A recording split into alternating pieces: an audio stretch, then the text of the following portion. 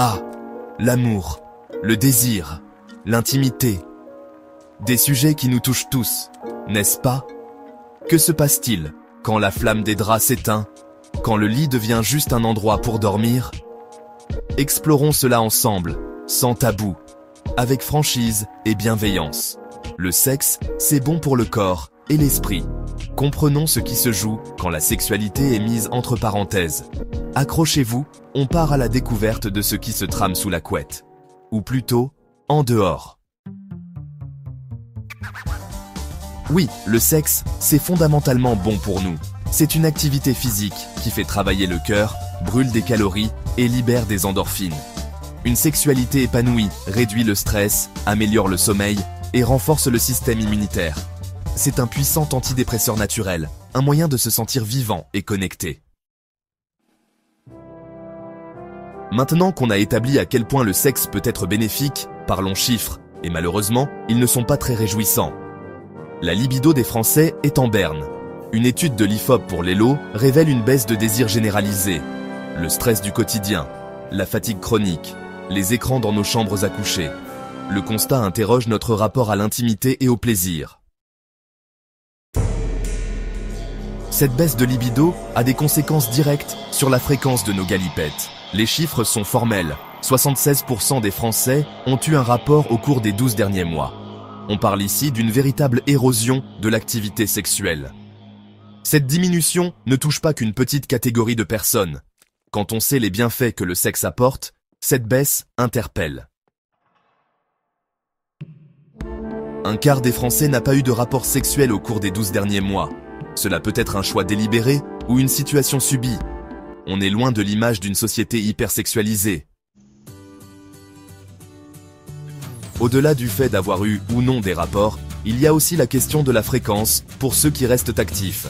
En 2024, 43% des Français avancent faire l'amour au moins une fois par semaine, contre 58% en 2009. Cette baisse de la fréquence raconte aussi quelque chose sur notre rapport au temps, à l'énergie. Faire l'amour demande de la disponibilité, de l'envie. Alors, on a vu les chiffres, la tendance est claire. Mais concrètement, qu'est-ce que ça implique de vivre sans sexe?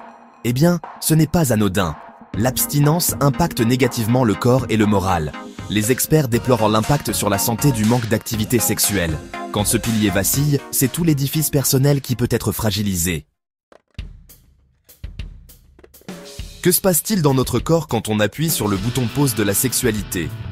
Les hommes semblent plus affectés par ces périodes d'abstinence. Cela ne veut pas dire que les femmes ne ressentent rien, mais les hommes sont plus touchés. Chaque corps réagit différemment selon l'âge, la santé et la durée de l'abstinence. Explorons ensemble quelques-unes de ces conséquences physiques, parfois surprenantes. La taille du pénis change. Les hommes sexuellement inactifs peuvent souffrir d'atrophie pénienne, une maladie rare.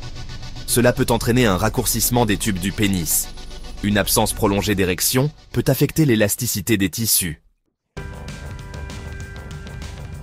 Des douleurs pour les femmes. Après une longue pause, les rapports sexuels peuvent être douloureux. Le manque de régularité réduit la lubrification et l'élasticité des tissus. Les tissus deviennent sensibles, moins élastiques, rendant les rapports inconfortables. Parlez-en à un professionnel de santé si cela arrive. Là, on aborde un sujet encore plus sérieux qui montre à quel point l'activité sexuelle peut avoir un rôle protecteur. En outre, d'après une étude publiée dans le Journal of Sexual Medicine, les hommes abstinents voient une augmentation de leur risque de cancer de la prostate. Une éjaculation régulière pourrait avoir un effet nettoyant sur la prostate, éliminant des substances potentiellement cancérigènes. Cela souligne que la sexualité est liée à notre santé physique globale. Après avoir exploré les impacts physiques, penchons-nous sur notre tête, sur notre morale. L'abstinence peut augmenter le stress, baisser l'estime de soi, causer des troubles du sommeil et miner la confiance en soi. Le stress s'accumule plus facilement, affectant notre équilibre émotionnel. Face à ce manque, certains cherchent des échappatoires. Sébastien Garnero, psychologue clinicien, souligne que le manque peut engendrer des systèmes compensatoires. voire d'addiction à la pornographie ou à la cybersexualité. Ces comportements peuvent devenir problématiques. Cela montre à quel point le besoin d'intimité est profond et que sa privation peut conduire à des dérives. Et dans le couple, que se passe-t-il quand le désir s'éteint et que les corps ne se cherchent plus? Il arrive aussi que l'on se désintéresse de son partenaire ou que l'on désinvestisse complètement le sexe. C'est un cercle vicieux. Moins on fait l'amour, moins on en a envie. Et plus la distance s'installe avec l'autre. La complicité physique, les moments de tendresse intime peuvent s'estomper, laissant place à une cohabitation platonique. Maintenir une connexion intime reste un ciment important. Nous voilà arrivés au terme de ce voyage au cœur de l'abstinence. Ne plus faire l'amour, que ce soit par choix ou contrainte, n'est jamais anodin. Le corps réagit, l'esprit aussi.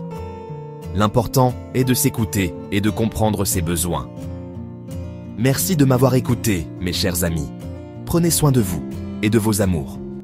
À très bientôt pour d'autres explorations.